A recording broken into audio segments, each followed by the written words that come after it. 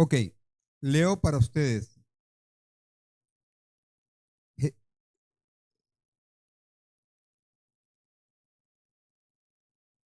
ese es un párrafo, bueno, este capítulo 14, son 9 versículos, pero este texto es muy importante porque dice así: yo sanaré su rebelión, los amaré de pura gracia, porque mi ira se apartó de ellos. Amén. Verso 5 dice: yo seré a Israel como rocío, él florecerá como lirio y extenderá sus raíces como el Líbano. Obviamente que ese es un texto, es dirigido al pueblo de Israel. Hoy tenemos efectos especiales. ¿Cuánto tiempo hace, cuántos años hace que yo un día hablaba con mi esposa de cuánto volveremos a escuchar el llanto de un bebé en nuestra casa? Bueno, tiempo después ya lo tenemos, ¿verdad? Y después es una bendición. Ya uno se acuerda de los hijos, de los nietos, y ahora por la otra generación, bisnieta en este caso. Ella cantaba esa canción, la hermana Rosy Arguedas, que por cierto perdimos contacto con ella. Si la buscamos a ver dónde la encontramos. Eh, y decía: perfume de los redimidos, os amaré de pura gracia. Perfume de los redimidos. Vemos la gracia de Dios, hermano, aún en el Antiguo Testamento. Cuando uno lee un poquito sobre la historia del pueblo de Israel, vemos que era un pueblo bastante rebelde, era un pueblo cabezón, era un pueblo duro de cerviz, bastante complicado. Y ellos se apartaban del Señor y lo peor que hacían, lo peor que hacían, que era eso, Dios, o sea, no les agradaba a tal grado de que pues se encendía su ira en contra de su pueblo. Y era su rebeldía y lo peor era su idolatría. Casi por lo general se apartaban de Dios y se iban a otros ídolos. Cuando uno lee a Ezequiel, el profeta Ezequiel, uno ve que tantas cosas que ellos hacían. Cuando lee el segundo del libro de Reyes, capítulo 20, capítulo 23, que hay una reforma, por cierto, pero uno ve que todo lo que había dentro del templo de Dios, todos los ídolos que tenían ídolos de todas clases, habidos y por haber. Y eso era la rebeldía de este pueblo en contra de Dios. Y cuando el pueblo se volvía rebelde y se apartaba de Dios, venía la ira de Dios sobre ellos, el castigo de Dios. La Biblia dice: Dios no puede ser burlado, ¿verdad que sí? Todo lo que el hombre ciega, eso recogerá. Entonces, hermanos, pero algo que le impresiona a uno, hermanos, algo que le impresiona a uno es que siempre Dios los seguía amando. Dios hacía cosas, levantaba libertadores para traerlos, sacarlos de la situación donde estaban. Ellos muchas veces, cuando se veían que estaban entre la espada y la pared, ya clamaban a Dios y Dios volvía, los levantaba, los restauraba, los perdonaba, los bendecía. Y pasaba un tiempo y ¡pum! Otra vez, ¿verdad? Bueno, algo muy parecido nos pasa a nosotros hoy, ¿verdad que sí? ¿O no? ¿Verdad? A veces somos malagradecidos con Dios por las bendiciones que Dios nos da y todo lo que Él hace a favor nuestro, cada segundo de nuestra vida, y a veces nosotros le pagamos a Dios con volverle la espalda o con tener otras cosas, otros ídolos, y eso es duro. Pero ese texto me gusta mucho porque recordaba a la hermana, siempre recuerdo el canto de la hermana, y ahora con el tema de la gracia como que me lo recordé un poquito más, ¿verdad? os amaré de pura gracia. La gracia, ¿qué es la gracia? La gracia pudiéramos decirle en una palabra así romántica, en una palabra como hacer un poema, ¿verdad? Pudiéramos hacer, cuando hablamos de la gracia es el perfume con el cual nosotros hemos sido perfumados. ¡Wow! Pensaba en la gracia y pensando en el canto de la hermana, me vino esa palabra y le dije a Keila que me lo apuntara. La gracia es el perfume con el cual Dios nos ha perfumado. No merecíamos absolutamente nada. Nada, nada, nada, nada, nada, nada. Castigo, condenación eterna. Castigo eterno, infierno eterno. Pero por su gracia. Derramada, manifestada en la cruz del Calvario. Hoy podemos disfrutarla. Hoy podemos vivir una vida, hermano, completamente diferente a la vida que vivíamos antes. Amén. Yo quiero que abra su Biblia en el capítulo 2 de Efesios, versículos 1 al 10. Ya se leyeron, pero quiero que lo leamos. Efesios capítulo 2, versos 1 al 10. Lo tenemos, Efesios 2. Y yo me gusta siempre, ustedes saben que leer, tener la lectura despacio, rumiarla, meditarla. Y yo siempre les doy consejos, espero que los pongan en práctica. Un día les voy a hacer un examen, a ver si los ponen en práctica. Y este es uno de esos para ver si los ponen en práctica. A mí me gusta subrayar en la Biblia palabras,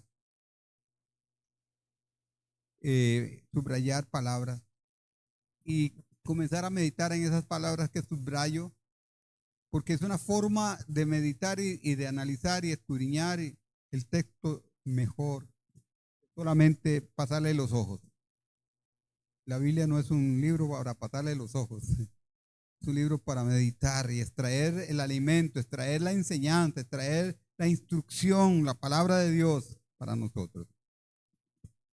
Dice el verso 1, y Él les dio vida a ustedes. Pudiéramos usar una paráfrasis o opción.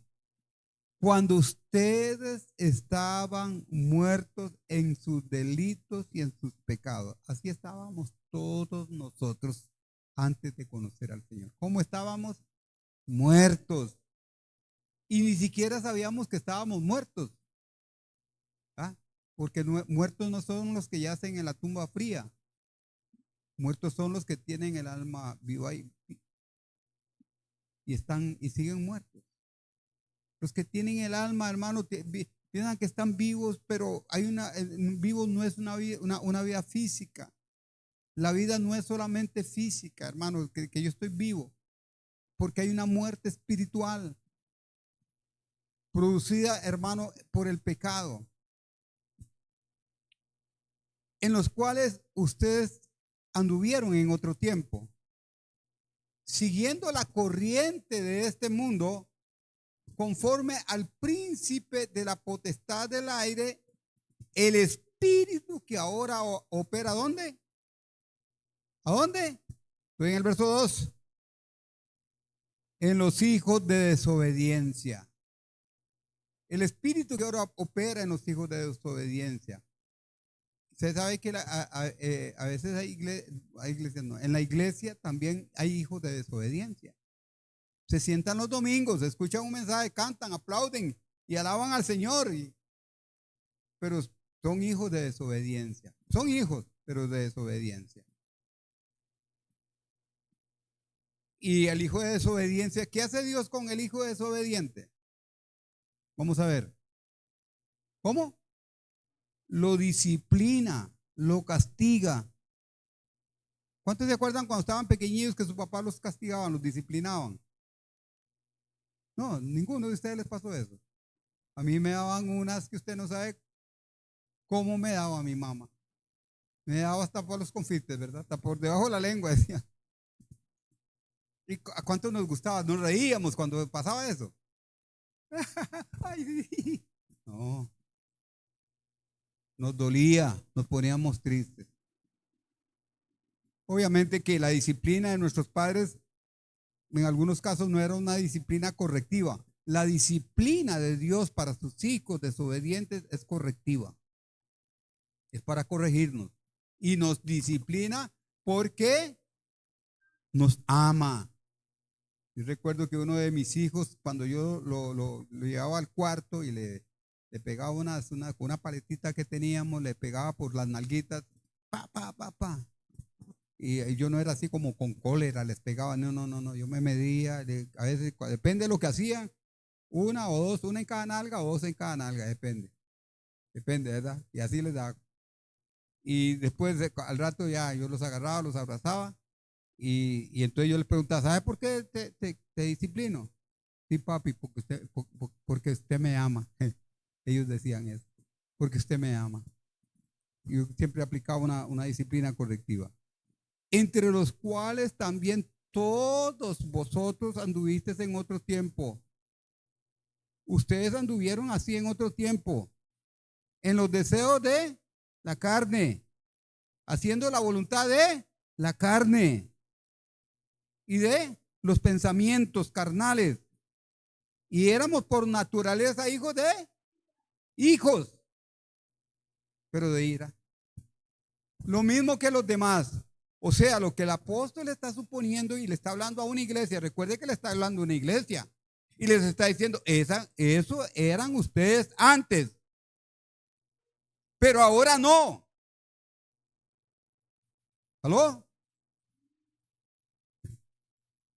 Me pensé que me estaban llamando. ¿Aló? Hermanos, eso éramos antes. Éramos antes, eso es lo que el apóstol nos está mencionando. Eran antes, así eran antes ustedes. Pero ahora no. Pero Dios, qué lindo esto, ¿verdad? Qué belleza, ¿no? Oye, qué perfume, ¿verdad? Pero Dios, ¿qué es? ¿Qué?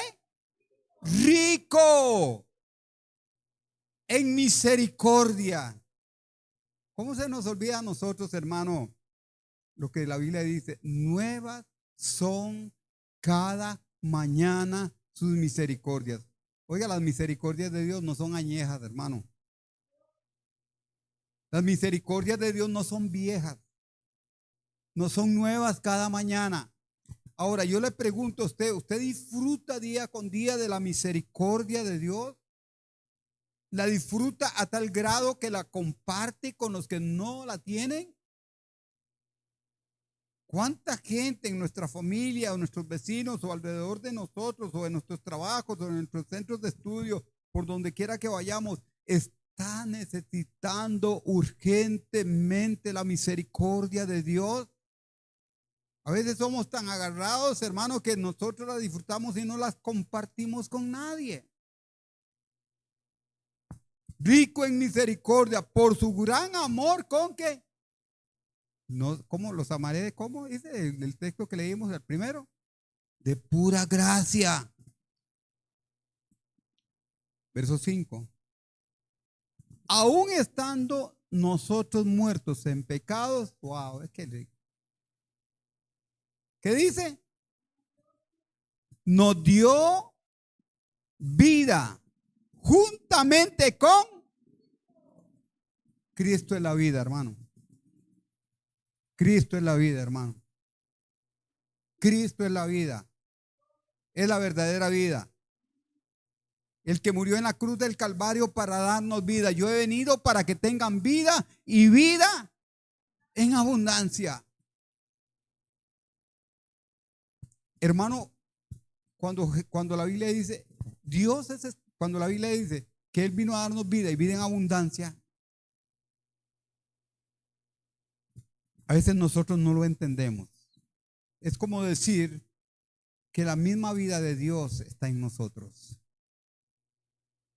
La vida de Dios, Dios es espíritu. y el que se une a Él, un espíritu es con Él. Y el Espíritu de Dios vino a darle vida a nuestro espíritu. Ahora tenemos la vida de Dios, tenemos una buena vida. Ya no es la vida biológica, natural, que todos recibimos de nuestros padres, sino que ahora es la vida de Dios en nosotros a través de Jesucristo para que nosotros podamos vivir una vida diferente. Porque por gracia sois salvos. Ahí está. Todo eso lo recibimos por gracia. Diga gracia. Por gracia.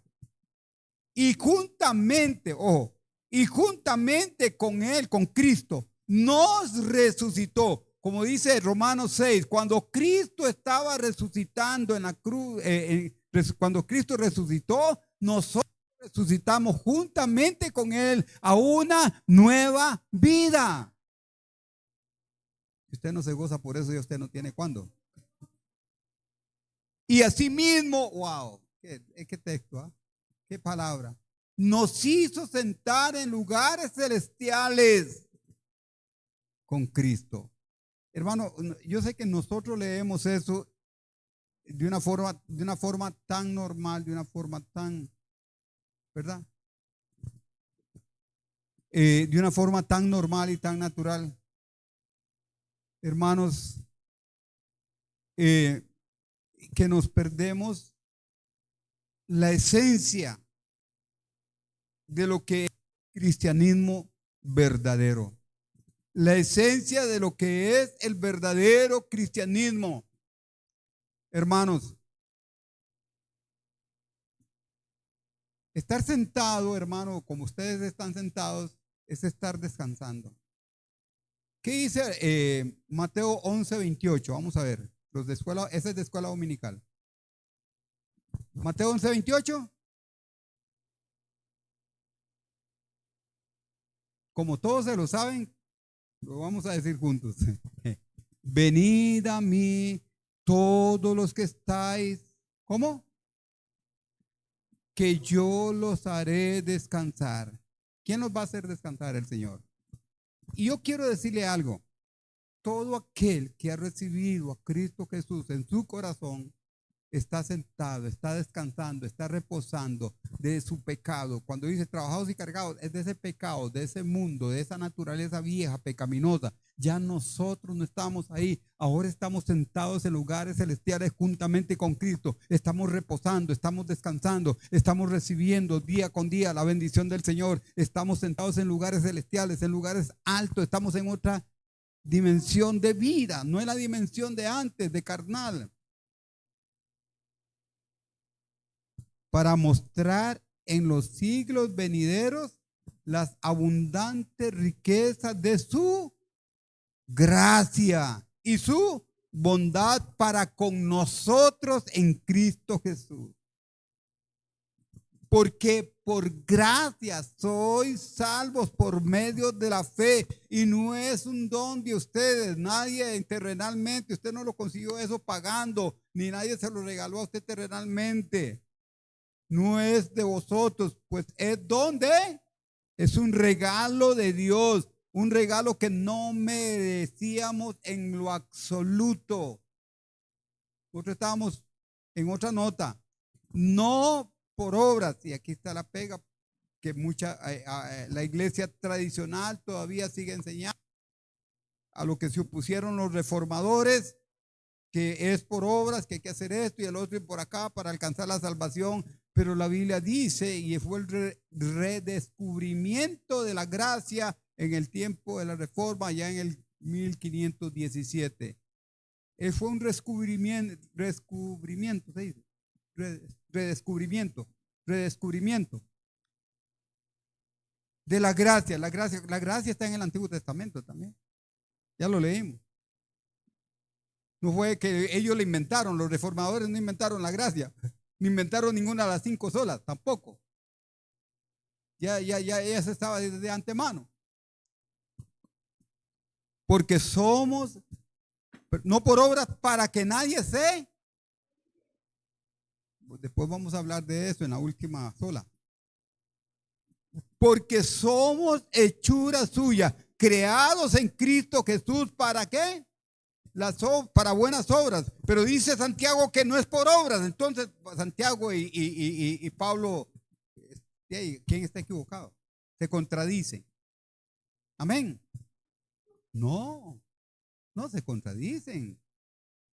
Hay que poner dentro del contexto. Algunos dicen que se contradicen. Algunos estudiosos dicen que Santiago está contradiciendo a Pablo. Pablo dice que hay que hacer obras, pero Santiago dice que no es por obras. Sí, la salvación no es por obras, pero las obras es el resultado de la salvación. Amén. Y son obras buenas. Y las obras buenas son las que hacemos con los motivos correctos, porque puede que de repente hagamos muchas obras buenas, pero con los motivos equivocados. Y cuando usted hace algo con los motivos equivocados, esas obras son naturales, son carnales, esas obras no sirven. No llevan gloria a Dios, porque todo lo que hagamos de palabra y de hecho es para la gloria de Dios. Porque somos hechura suya. ¿Qué quiere decir eso?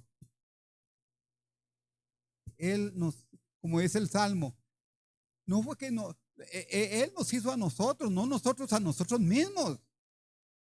Somos hechura suya, creados en Cristo para buenas obras, las cuales Dios preparó desde antemano. ¿Para qué?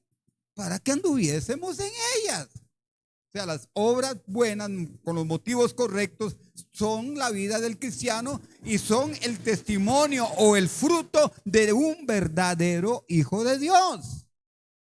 Porque sabe que todo lo ha recibido por gracia. Me convertí al Señor en medio de una vida incierta, llena de pecado, llena de tinieblas, llena de maldad, nauseabundo, muerto. Mi filosofía de vida, como he dicho en algunas ocasiones, era nacer, vivir y morir. Eso era todo. Nacer, vivir y morir era mi filosofía de vida. Sin saberlo, a ciencia cierta, iba rumbo a la condenación eterna, rumbo al infierno. No, aún más yo no lo sabía. Ese era mi destino. Lo que sabía de Dios era solo a través de la religión. No como practicante, sino por lo que uno veía. Como a muchos de nosotros nos pasó. Hay muchos que dicen, yo soy tal cosa, yo soy esto, yo soy católico, yo soy mormón, yo soy, pero no son practicantes, no son nada. Dicen. Pero un día, un día, todo cambió para mi hermano. Un día, mi vida fue transformada. Nada más ni nada menos, única y exclusivamente por la gracia de Dios. Por su gracia. Por su gracia. Lo que sucedió fue que experimenté la salvación de Dios. Esa fue mi experiencia. Y eso me causó una fuerte impresión de darme cuenta de que iba rumbo al infierno. Pero qué maravilla ver la mano maravillosa, llena de amor, llena de gracia, rescatándome y convirtiéndome en un heredero del cielo, junto a su Hijo por toda la eternidad. Soy un hijo de Dios. Y un día estaré en la eternidad con Cristo Jesús para siempre. Cuando experimentamos la conversión, no es otra cosa que la experiencia de la gracia que prueba todo aquel que es nacido de nuevo. Todo aquel que ha nacido de nuevo del agua y del Espíritu después del arrepentimiento, déjeme decirle, hermano, aleluya, que experimenta la gracia, sublime gracia, maravillosa gracia, preciosa gracia, poderosa gracia de Dios. Es como pasar de forma súbita de la pobreza extrema a un estado de riqueza incalculable, de trascendencia eterna. Pasar de las tinieblas a la luz, de la inmundicia a la pureza, del camino del infierno al camino del cielo, de la muerte a la vida, y todo, y todo, y todo por gracia, por su gracia. Ahora, ¿a qué se debe esta salvación tan maravillosa, tan sublime? La Biblia tiene sus paréntesis interesantes y uno de ellos nos ayuda a responder esta pregunta. Y esto lo encontramos en el texto que leemos ahora de Efesios capítulo 2. Aun cuando estábamos muertos en delitos y en nuestros pecados, nos dio vida juntamente con Cristo. Por gracia, ustedes y yo hemos sido salvos. Amén. ¿Puedes ver de qué se trata? ¿Podemos ver de qué se trata esto? El apóstol Pablo está explicando la decisión gloriosa de Dios de darnos vida espiritual, indicando que todo esto es por gracia. La vida no es una vida humana, no es una vida natural, es la vida de Dios.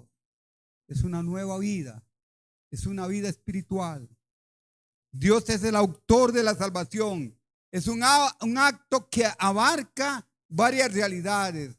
Hermano, la predestinación, la regeneración, la justificación, la adopción, la santificación y la glorificación, como lo encontramos en el capítulo 1, versos 13 al 14 de la carta a los Efesios. Es un evento que se desarrolla en el presente y tiene parte que se ejecutará en el futuro. El presente disfrutamos la gracia, pero en el futuro, hermano, estaremos siempre con el Señor. Y todo esto no se recibe por nuestros méritos, no es por obras, sino únicamente por la gracia de Dios. Amén.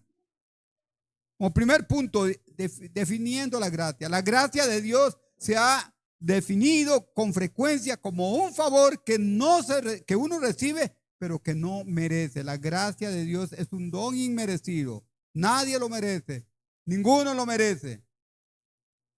Ninguno de nosotros. Nunca hicimos nada. Pero Él nos las dio. No es un resultado de algún trabajo realizado, sino de un favor realizado por el que entrega este obsequio, este regalo. Piensa por el ejemplo en un regalo que usted recibe, un regalo por el cual usted no trabajó o que usted no buscó, como el regalo que me iba a traer Angie hoy. Ni sabía yo siquiera que me lo iba a traer. Obviamente no me lo trajo, pero después me lo trae. Cuando a usted le han regalado algo, usted le han dado alguna sorpresa de algún regalo que usted no lo esperaba. Usted no lo esperaba. Y le dieron el regalo. No se lo dieron porque usted lo merecía. No se lo dieron por esto, por otra cosa. ¿Por qué se lo dieron? Porque la persona le nació en su corazón dárselo. Amén. Nosotros no merecemos nada. Absolutamente nada. Merecíamos condenación. Merecemos condenación. Pero recibimos salvación. Amén. Gloria a Dios, hermano. Este es el mensaje de la sola gracia. La gracia de Dios es infinitamente mayor, pues merecemos todo lo opuesto a lo que Él nos entrega. Oiga, hermano, cuando usted lee a alguien, usted ve una persona, un pordiosero, una persona y usted le regala algo, usted debe estar seguro que esa persona nunca va a tener con qué pagarle a usted lo que él le dio, lo que usted le dio a él. ¿Con qué le pagaremos? Como dice el canto viejo, ¿con qué pagaremos tan inmenso amor? Que diste tu vida por mí, un pecador. ¿Con qué vamos a pagar, amados? Nos hace vivir de acuerdo a la palabra. La gracia nos hace vivir de acuerdo a la palabra de Dios. Escucha, hermano, la gracia nos hace vivir de acuerdo a la palabra de Dios. Alguien que ha alcanzado la gracia, que ha sido perfumado por la gracia de Dios, hermano, va a vivir siempre de acuerdo a la palabra de Dios.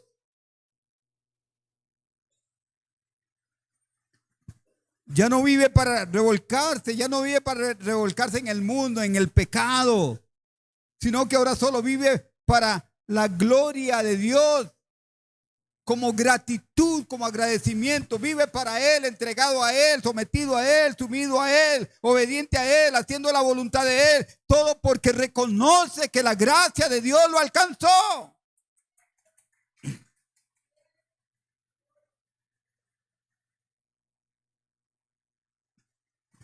Hubo una época en que esta verdad había quedado en el olvido. Había quedado en el olvido. Hasta que la Reforma Protestante irrumpió para recuperarla y proclamarla. No es un invento de los reformadores. Está en la Biblia, está en la palabra de Dios. Ellos lo que vinieron fue a redescubrirla. La batalla de los reformadores allá en el siglo XVI fue contra la élite de la iglesia católica y la corrupción que emanaba de su sistema, de un distorsionamiento del evangelio. Ellos distorsionaron la palabra de Dios, fueron por otro lado. Al día de hoy todavía promueven que los méritos de los creyentes contribuyen a la salvación. Mentira, eso no enseña la Biblia. La Biblia sigue hablándonos y diciéndonos que no es por obras, sino que es por gracia. Los protestantes rechazaron esa enseñanza porque es contraria a las escrituras y afirmaron que la Biblia enseña que la salvación es por gracia, sola gratia, como se dice en latín, por la gracia de Dios, sin que ella tenga que ser acompañada de méritos que fueran suficientes para alcanzarla por nosotros mismos. Nunca. No hay otra, no hay intermediarios, no hay puentes, no hay pontífices que puedan llevarnos a alcanzar la salvación. Solamente Cristo. Él es el sumo pontífice. El sumo pontífice es Cristo. Él es el puente, aleluya, que nos lleva a esa salvación, y todo por su gracia. Amén. Y les recuerdo que la palabra pontífice quiere decir puente, por aquello. Uno de los reformadores, Juan Calvino, dijo: los más santos entre nosotros saben que se mantienen firmes por la gracia de Dios y no por sus propias virtudes. No es por lo que hagamos y lo que hacemos, es por la gracia de Dios. A medida que hombres y mujeres se apegan a la escritura, Dios les guió en la reforma hacia un entendimiento más bíblico del evangelio y de la necesidad de volver a colocar a Dios en el centro de todo y al ser humano en el lugar secundario y digno que le corresponde. Nosotros no somos el centro. Él es,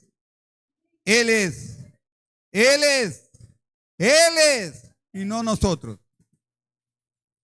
Aunque el humanismo dice otra cosa. El humanismo todo lo centra en el hombre. Pero la Biblia no enseña eso. Desafortunadamente en nuestros días escuchamos de falsos evangelios. Se han levantado falsos evangelios. Podríamos hablar del evangelio de la teología, de la liberación, del evangelio del reino de Dios. Y ahora por estos días nos ha llegado otros falsos que demandan esfuerzos y buenas obras para ganar acceso al cielo. El evangelio de la prosperidad es uno de ellos, porque afirma que las personas son llamadas a dar dinero a cambio de recibir milagros y experimentar el favor de Dios. No, hermano. Usted no tiene que pagar nada para recibir un milagro de Dios, hermano. Usted no tiene que caminar a ningún lugar para experimentar. Oiga, ¿cuánta gente ha pagado boletos, ha hecho ahorros o ha hecho préstamos o ha comprado a crédito para hacer un viaje a tal lugar porque allá hay un avivamiento, porque allá hay no sé cuánto, porque allá no sé qué? y entonces quieren recibir el milagro y lo hacen y pagan y van. Y tienen que dar una buena ofrenda también por allá. Estamos parecidos, ¿verdad?, a la iglesia tradicional. Pero no debemos de dejarnos engañar por falsedades como estas. Vayamos a las escrituras, hermano, a lo que dice la palabra de Dios, a lo que dice la Biblia. Vamos a ver algunos detalles más de la Biblia sobre nuestra necesidad de gracia para ser salvos. ¿Cuál fue el costo de esa gracia y cuál es nuestro futuro como creyentes en esta gracia? Punto número segundo, la necesidad de la gracia. En el primer capítulo de la carta a los creyentes de la ciudad de Éfeso, Pablo les enseña las bendiciones, como ya les mencioné anteriormente, espirituales que poseen los cristianos y constituyen ser parte de su identidad. Efesios capítulo 1, 3 al 14, no lo vamos a leer, les dejo de tarea, pero el versículo 3 dice: bendito sea el Dios y el Padre de nuestro Señor Jesucristo, que nos ha bendecido con toda bendición espiritual en lugares celestiales en Cristo Jesús. Y ahí no habla absolutamente nada de nada material, hermano, de nada terrenal. Todas las bendiciones y esas riquezas son espirituales y son las que disfrutamos todos aquellos que somos hijos de Dios, que hemos sido alcanzados por la gracia de Dios. Él agrega que el Padre nos da esas bendiciones y ha hecho a Jesucristo cabeza de la iglesia, quien tiene la preeminencia y autoridad sobre su pueblo unido a el producto de su obra salvífica. Eso lo vemos del versículo 15 al versículo 23, ahí mismo en Efesios 1. El apóstol quiere que los cristianos conozcan la razón para el recibimiento de los beneficios que él ya ha detallado anteriormente. Esto entonces avanza en su argumento y proclama: somos salvos por gracia. Por gracia ustedes han sido salvos por medio de la fe. Y no procede de ustedes, sino que es don de Dios, no por obras, para que nadie se gloríe. Efesios 2, 8 y 9. Muchos creyentes conocen bien este pasaje, pero para llegar a esta declaración, Pablo antes da la evidencia de la necesidad de la gracia. Verso 1 del capítulo 2. Nos dice Pablo y nos recuerda a nosotros hoy que estábamos muertos en sus delitos y en los pecados. Así estábamos. ¿Cómo estábamos? Muertos. Y Él vino a darnos vida. A veces no lo entendemos a ciencia cierta, pero por eso dice la Biblia que es por fe. La verdad de nuestra salvación por gracia nos debe conducir a una adoración humilde a Dios en cada área de nuestra vida. Nuestra adoración no es lo que cantamos, nuestra adoración no es lo que tocamos, nuestra adoración es nuestra vida. Romanos capítulo 12, versículo 1. ¿Qué dice? Vamos a ver, ese es de escuela dominical también. Os ruego por las misericordias de Dios que presentéis vuestras vidas en sacrificio vivo, santo, agradable a Dios, que es la verdadera adoración. Es el verdadero culto. El verdadero culto, hermanos, no es cuando nos reunimos solamente en este lugar. El verdadero culto es nuestra vida presentada como un sacrificio vivo, santo, que le agrade a Dios. Una vida que glorifique a Dios porque sabe que la gracia de Dios lo ha alcanzado. Amén. Por eso la gracia, la verdad de nuestra salvación por gracia nos debe conducir a una adoración humilde a Dios en cada área de nuestra vida. Y obviamente una persona muerta no tiene ningún tipo de reacción, como bien sabemos. Un muerto está muerto. Debido a que ya partió de este mundo. Su espíritu le ha dejado y lo que se queda se convierte en polvo que permanece en la tierra hasta el momento de la resurrección, como dice Juan 5, 25 al 29. Al final, unos resucitarán para vida eterna y otros para condenación eterna. Por eso, hermano, nosotros necesitamos ubicarnos. De igual forma, la mortalidad espiritual de los cristianos en Éfeso, antes de que fuesen creyentes, es evidencia porque ellos no podían reaccionar ante Dios, al menos de la manera correcta. Pareciera que eran cristianos, pero no habían nacido de nuevo. Ellos tenían una conducta según la corriente de este mundo, conforme a Satanás. Vivían las pasiones de su carne. Estaban destinados al infierno porque habían merecido la ira de Dios sobre ellos, como dice Efesios 2, 2 y 3. Lamentablemente, el estado espiritual de los lectores originales de esta carta no es una característica exclusiva de ellos. Hoy en día también está pasando. Hoy en día hay muchos que están en la iglesia que dicen que son creyentes o son cristianos, pero no han nacido de nuevo. Y como no han nacido de nuevo, no han experimentado la gracia de Dios. Solo los nacidos de nuevo experimentan la gracia de Dios. No es una oración a vuelo de pájaro, hermano. No es que usted le dijeron pase, haga esta oración. No es que usted le diga, repite esta oración conmigo. Y usted ya va al cielo. No, hermano. Eso tiene que haber aquí algo. Algo tiene que ocurrir aquí adentro, hermano. Todo el que está en Cristo está muerto espiritualmente. Perdón, todo el que está sin Cristo está muerto espiritualmente. Todo. El que no tiene a Cristo está muerto, hermano. Así estábamos antes. El origen de esta realidad oscura la hallamos en el Edén, con el pecado de Adán y Eva, allá en Romanos capítulo 5. Romanos capítulo 5.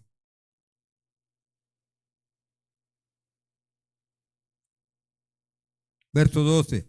Por tanto, como el pecado entró en el mundo por un hombre y por el pecado la muerte, así la muerte pasó a todos los hombres. ¿Por cuanto qué? Todos pecaron. Romanos 5:12. Este es el origen de esa realidad oscura allá en el Edén, capítulo 3 de Génesis. Desde entonces ningún hombre o mujer vivo o muerto tiene ni puede tener por sí mismo cualquier relación o respuesta buena hacia Dios. Las emociones y deseos del alma no pueden tornarse hacia el Señor solamente por la voluntad de un individuo, porque estamos muertos. No es que simplemente sea difícil buscar o aceptar a Dios, sino que es imposible, porque estamos muertos espiritualmente. En un momento especial el Señor viene y nos toca, hermano. En un momento especial el Señor viene y hace una obra maravillosa en nosotros, como lo hemos experimentado algunos, o los que estamos. Sin Cristo en el corazón está atado por el lazo del diablo. Todo el que no tenga Cristo en su corazón está atado por los lazos del enemigo, Satanás. El ser humano no es en esencia bueno a nivel moral, como lo dice el humanismo. No, hermano. Todo hombre nace malo. Todo hombre nace con una simiente mala. El humanismo está en contra de eso. El mundo no es en esencia bueno el ser humano no es en esencia bueno o malo a nivel moral, como el humanismo sostiene que el hombre es bueno. Al contrario, es inherentemente pecaminoso por naturaleza, por causa de la caída, y todo lo que es y hace está manchado por el pecado. Romanos capítulo 3, vamos ahí. Romanos capítulo 3, verso 10. Como está escrito, no hay justo ni aun uno. No hay quien entienda, no hay quien busque a Dios. Todos se desviaron a una, se hicieron inútiles. No hay quien haga lo bueno, no hay ni siquiera uno. Sepulcro abierto es tu garganta. Con su lengua engañan, veneno de áspides hay debajo de sus labios, su boca está llena de maldición y de amargura, y sus pies se apresuran para derramar sangre. Quebranto y desventura hay en sus caminos, y no conocieron camino de paz. No hay temor de Dios delante de sus ojos. Esa es la condición del hombre. Eso es la condición del hombre. Como está escrito, no hay justo ni aún uno. Además, la raza humana decidió esconder y destruir la verdad de Dios y la moral resultante. Adán y Eva quisieron esconder su pecado. ¿Cuántos de nosotros a veces queremos hacer lo mismo, no? Muchos se esconden para hacer cosas, hermano. Se les olvida que Dios es omnipresente. El resultado es catastrófico, un mundo que llama malo a lo bueno y a lo bueno malo. Romanos capítulo 1, verso 18, nos habla de la culpabilidad del hombre, porque la ira de Dios se revela desde el cielo contra la impiedad e injusticia a los hombres que detienen con injusticia la verdad, porque lo que de Dios se conoce se les manifestó, pues Dios se lo manifestó, porque las cosas invisibles de Él, su eterno poder y deidad, se hacen claramente visibles desde la creación del mundo, siendo entendidas por medio de las cosas hechas, de modo que no tienen excusa. Pues habiendo conocido a Dios, no le glorificaron como a Dios, ni le dieron gracias, sino que se envanecieron en sus razonamientos y su necio corazón fue entenebrecido. Profesando ser sabios, se hicieron necios y cambiaron la gloria del Dios incorruptible en semejanza de imagen de hombre corruptible, de aves, de cuadrúpedos y de reptiles, por lo cual también Dios los entregó a la inmundicia de la concupiscencia de sus corazones, de modo que deshonraron entre sí sus propios cuerpos, ya que cambiaron la verdad de Dios por la mentira, honrando y dando culto a las criaturas antes que al Creador, el cual es bendito por los siglos de los siglos. Amén. Por esto Dios los entregó a pasiones vergonzosas, pues aún a sus mujeres cambiaron el uso natural de lo que es contra la naturaleza, y de igual modo también los hombres, dejando el uso natural de la mujer, se encendieron en su lascivia unos con otros, cometiendo hechos vergonzosos hombres con hombres, y recibiendo en sí mismo la retribución debida a su extravío. Y como ellos no aprobaron tener en cuenta a Dios, Dios los entregó a la mente reprobada para hacer cosas que no convienen. Están atestados de toda inmundicia, fornicación, perversidad, avaricia, maldad, llenos de envidia, homicidios, contiendas, engaños, malignidades, murmuradores, detractores, aborrecedores de Dios, incuriosos, soberbios, altivos, inventores de males, desobedientes a sus padres, necios, desleales, sin afecto natural, implacables, sin misericordia, quienes, habiendo entendido el juicio de Dios, que los que practican tales cosas son dignos de muerte, no solo lo hacen, sino que también se complacen con los que lo practican. Así es que tenga cuidado con lo que ve en la tele, porque a veces usted se está complaciendo con lo que lo practican también ahí a través de los medios ahora, tecnología y todo eso. Por lo tanto, todos estábamos así, pero todos necesitamos la gracia de Dios. Sin embargo, como ya leímos, el apóstol Pablo añade, porque por gracia ustedes han sido salvos por medio de la fe y no procede de ustedes. Efesios 2:8. El favor de Dios es lo que marca la diferencia. Es el favor de Dios. La religión, la tradición nunca puede darnos eso. Es por eso nos preguntamos, en la salvación, ¿Dios lo hace todo? ¿Y qué hay de mi voluntad? ¿No soy yo quien decide seguir a Cristo o no? Algunos consideran este factor determinante de la salvación es la voluntad humana y no la gracia divina. Nosotros en algún momento, hermanos, fuimos transformados, tocados por el Señor. ¿Cuántos antes de conocer al Señor buscaban a Dios? Levanten la mano. Ninguno. Él vino a buscarnos a nosotros.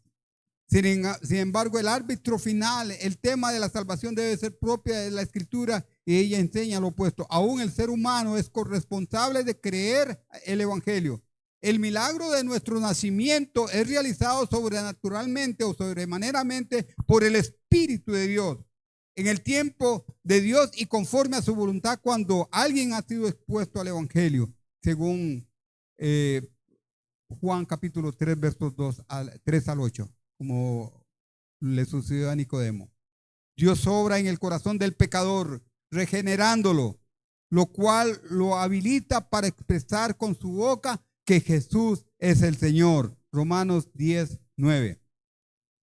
Es debido a esa obra que el pecador ahora arrepentido puede tomar una decisión consciente y se entrega a Cristo al verlo tan glorioso, lleno de amor y digno de adoración.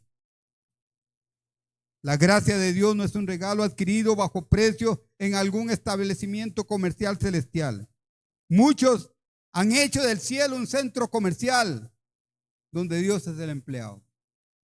¿Ha visto eso, hermano? Eso abunda hoy en muchos lugares. Eso abunda hoy, hermano. Como que si Dios fuera un empleado de un centro comercial, donde uno llega a comprar. Tiene que darme esto, tiene que darme aquí, tiene que darme allá. ¿Cómo es que dicen ahora? Yo arrebato, yo no sé qué más, un montón de cosas que dicen más. Pero no, hermano. Dios es un Dios soberano y digno de toda gloria, honra y alabanza. Él la merece. Amén. Tercer punto, somos salvos por gracia. Uno siempre busca algún mérito de uno mismo, pero al entender los pasajes de la palabra que hablan de la gracia soberana de Dios en la salvación, no nos queda más remedio que rendirnos en gratitud ante la revelación divina. Hermano, si conociéramos a ciencia cierta la gracia de Dios, nuestras vidas serían muy diferentes. Ella nos dice que no merecíamos nada, que no podríamos alcanzar por nuestros medios nada, ni siquiera teníamos la disposición, la intención y menos la capacidad de buscar de Dios. Nosotros no lo andábamos buscando a Él. Todo ha sido por su gracia. Amén. Esta verdad nos debe conducir a la adoración humilde a Dios. Cuando un ciego por primera vez ve, ¿qué hace? Se rinde agradecido por el milagro que Dios ha hecho en él. Como dice aquel canto viejo, yo era ciego y ahora veo la luz. Amén. Amén. Es imposible que retenga sus emociones y no declare lo maravilloso de su nueva experiencia mientras adora y exalta al Señor. Qué lindo.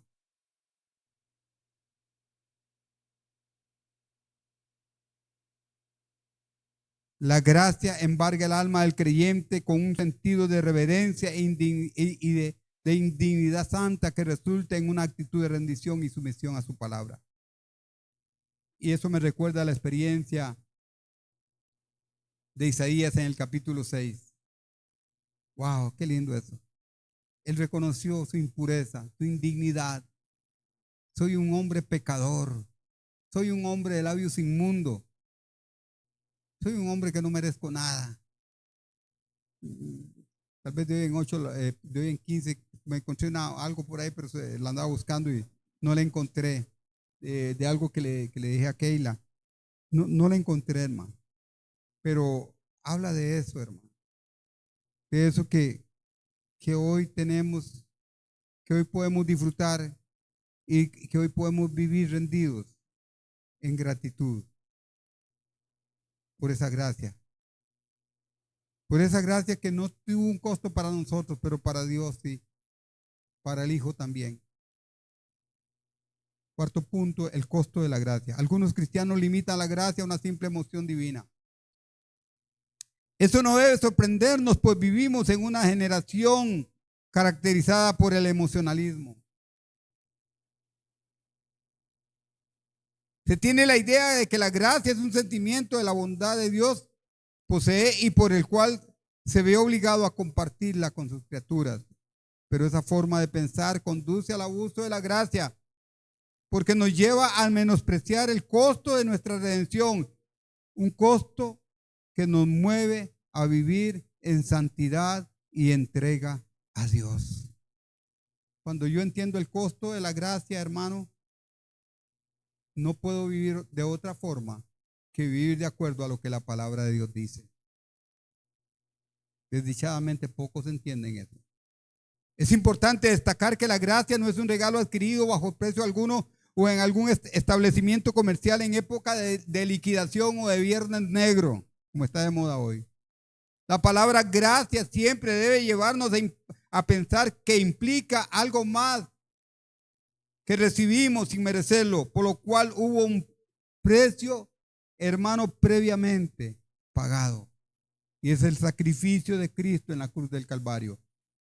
Por definición, la gracia de Dios hacia los pecadores presupone una tragedia de trascendencia cósmica, producto de que el Hijo de Dios asumió el costo de esa reconciliación. Jesús pagó el precio. Aunque usted no diga amén. Piensa en lo que Pablo dice cuando afirma que el Padre nos dio vida juntamente con Cristo.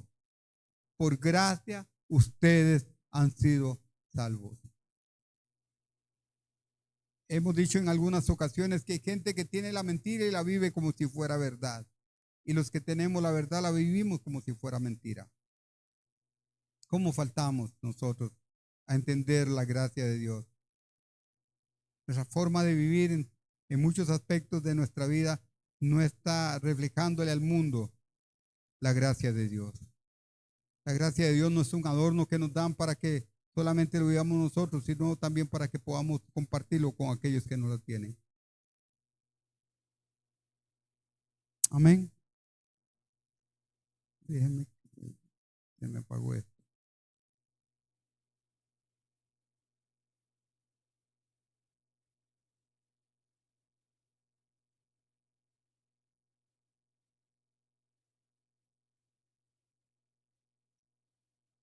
Por lo tanto, necesitamos la gracia de Dios todos los días. Por gracia somos salvos. El favor de Dios es lo que debe marcar diferencia en nuestras vidas. Es el favor de Dios y por el favor de Dios es que hoy podemos disfrutar de su gracia. Somos salvos por la gracia de Dios. Amén.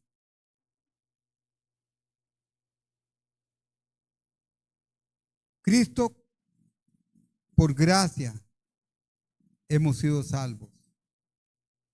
Cristo, su sacrificio en la cruz del Calvario. Y no es posible, hermano, despegar o divorciar la gracia de la persona misma de Cristo. No, sin Cristo no hay gracia. Debido a que es precisamente por medio de su sacrificio que obtenemos la salvación. Yo no sé, hermano, por ahí oí una frase y quiero preparar un tema, no sé si para dárselo a los pastores o dárselo a la iglesia. La teología de la gloria versus la teología de la cruz. La teología de la gloria versus la teología de la cruz. La teología de la gloria se centra en el hombre. La teología de la cruz se centra en Cristo. Y creo que hoy es lo que hoy estamos viviendo. Hoy se vive la teología de la gloria del hombre. El hombre no es nada. El hombre no es el centro. El profeta Isaías testificó del sufrimiento de Cristo diciendo: fue despreciado y desechado de los hombres, varón de dolores, experimentados en aflicción, y como uno de quien los hombres esconden el rostro, fue despreciado y no lo estimamos. Ciertamente él llevó nuestras enfermedades y cargó con todos nuestros dolores. Con todo nosotros lo tuvimos por azotado, por herido de Dios y afligido. Isaías 53, 3 y 4. El pecado provocó el problema cósmico que rompió nuestra relación con Dios. Cuando con el pecado No todo puede decir Señor, Señor. Y hay muchos cristianos que dicen Señor, Señor, pero no todo puede decir Señor, Señor. Solo aquellos que han sido alcanzados por tu gracia. Y que aquella ruptura cósmica que hubo en el Edén, a través de Cristo, esa ruptura cósmica volvió a unirse. Aleluya, qué lindo. Ahora usted y yo podemos tener acceso y contacto y comunión con el Dios del cielo a través del sacrificio de Cristo y del Espíritu Santo que mora en cada uno de nosotros. Porque la relación con Dios es una relación espiritual. Es a través del Espíritu Santo. Por eso, hermanos, no es solamente orar. Saber cómo orar. Cómo está nuestro corazón. El pecado provocó este problema cósmico. Sin embargo, en vez de ignorarlo, simplemente destruir la raza humana, Dios lo enfrentó para solucionarlo. Y ahí lo vemos desde el versículo 15 del capítulo 3 de Génesis. Isaías describe magistralmente lo que Cristo padeció por su pueblo. Por lo tanto, no se trató solo de una reacción emocional visible de la divinidad. La gracia no tiene costo para nosotros, pero tuvo un precio altísimo para Dios. La gracia de Dios nos exhorta a vivir en función de la eternidad, al mirar hacia el trono de Cristo y su gobierno, segunda venida. Amén. Esa verdad nos llena de asombro y nos empuja a vivir exclusivamente para Él. Sin Cristo, si Cristo sufrió hasta derramar su sangre en la cruz, no deberíamos de caminar en santidad y en la gratitud de su amor. No deberíamos también estar dispuestos a darlo todo por la causa de su reino. No importa el área en que usted se desenvuelva como cristiano, se espera que pueda esforzarse por llevar la gloria a su nombre mediante la realización de cualquier trabajo digno con excelencia. Estas son algunas de las muchas implicaciones de la verdad del costo de la gracia. Para ir terminando, quinto punto, el futuro en la gracia. Por último, sabemos que la salvación tiene un alcance eterno. La Biblia muestra que la gracia tiene el alcance en el pasado, en el presente y en el futuro. Amén. Entonces, ¿cómo se ve el futuro en la gracia? ¿Qué es lo que nos aguarda? De acuerdo a lo que el Pablo escribió a Tito, la transformación de la vida que experimenta el cristiano va de la mano con su expectativa en el inminente retorno de nuestro Señor Jesucristo. Amén. Pablo dice que la gracia de Dios se ha manifestado y nos enseña a vivir de forma piadosa, pero a la vez hace que el cristiano esté aguardando la esperanza bienaventurada y la manifestación de la gloria de nuestro gran Dios y Salvador Jesucristo, Cristo Jesús. Efesios 2:13. Experimentar con ansias el regreso de Cristo es la forma en que la gracia entrena a los cristianos para rechazar la vida pecaminosa y vivir una vida solamente para Él. Sexto punto y final, la gracia nos anima a clamar que Cristo regrese. Nos exhorta a vivir en función de la eternidad porque nuestra mirada está orientada hacia el trono de Cristo y su gobierno en la segunda venida. Es la esperanza de todo cristiano. Por eso este día del sufrimiento se acabará y seremos completamente libres de la presencia del pecado en nuestras vidas. La gracia de Dios terminará lo que empezó en nosotros y por fin seremos tan puros, tan santos como Cristo. Amén. Conclusión. Qué glorioso es saber que esta gracia nos permitirá disfrutar del gozo de conocer a Cristo al verlo personalmente. Apocalipsis capítulo 22, versos 3 y 4. Y no habrá más maldición, y el trono y el cordero estará en ella, y sus siervos le servirán, y verán su rostro, y su nombre estará en sus frentes. Vamos a conocerlo tal y como Él es. Amén. Amén.